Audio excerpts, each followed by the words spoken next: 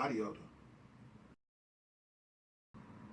You know, you would think that a person that is coming to get something put on their skin, even in some of the most unintimate areas, like underarms, you know, breath, you would think that somebody would have a little bit of smarts to say, hey, maybe I should gargle, maybe I should take another shower, maybe I should put some smell good on before I go into the tattoo shop to raise my funky arms and throw a tattoo on my back.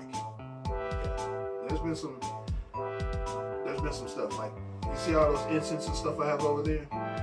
There's a candle, and I also have some, that pure citrus stuff up there is the best smell killer ever. You know, as far as doing stuff, you know, just on the skin or on the body in general. I mean, you know, it's, you know, you have your range. I mean, you have, you know, from the skinniest chick who shouldn't be getting a tattoo at all because she's nothing but bone to why are you getting a tattoo underneath your titties when your titties are on your knees? You know, it's really that far as the range is concerned. You know, and I'm not even trying to be funny, but for real, it is. Like, I did this piece right here on the girl, and she has some big boobs, and throughout the process of the tattoo, one of the things I said in a joking manner because I felt like it was funny, I said, your titty's been resting on my arm all day like a parrot. You ought to name this one Cockatoo.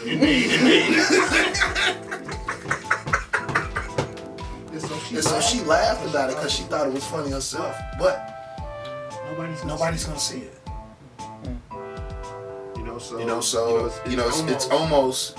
I compare a lot of what we do or what I do as tattooing the same way I did my t-shirts, my airbrush t-shirts. You know, somebody will see it one time and then nobody will see it again. So it's still wow. Best day in my career.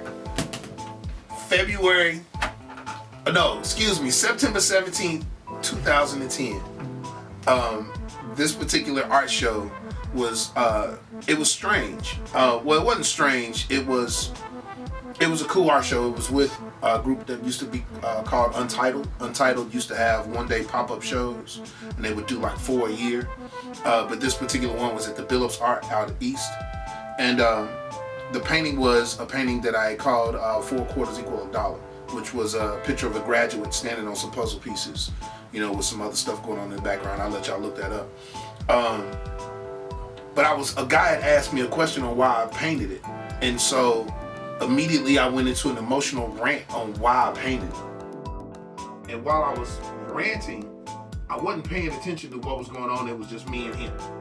But all of a sudden I turned around and looked out at my left, and I saw like 40 to 50 people standing there listening to me go off.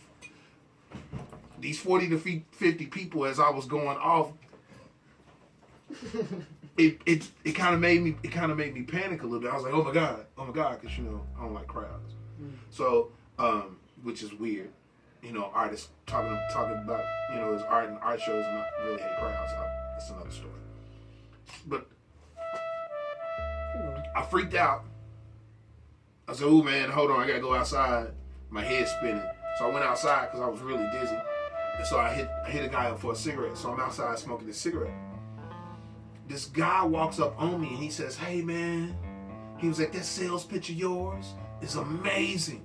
My wife won't let me leave without that painting. Me being in my feelings at that particular moment, I was about to turn around to bite this guy's head off. Wow. The fuck you mean, sales pitch? That's how I fucking feel. You know, because once again, you know, every now and then I do get in my emotions. I am a bull, you know. So I try to hold that as much as possible. So right as I went to turn around and let this guy have it, I noticed he was digging really deep in his pockets.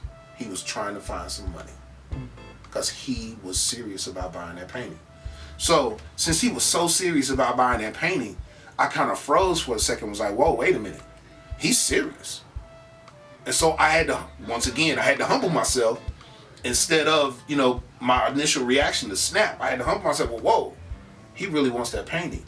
I really sold him off of the emotion that I had describing my work. I was like, they finally get it. That was the day.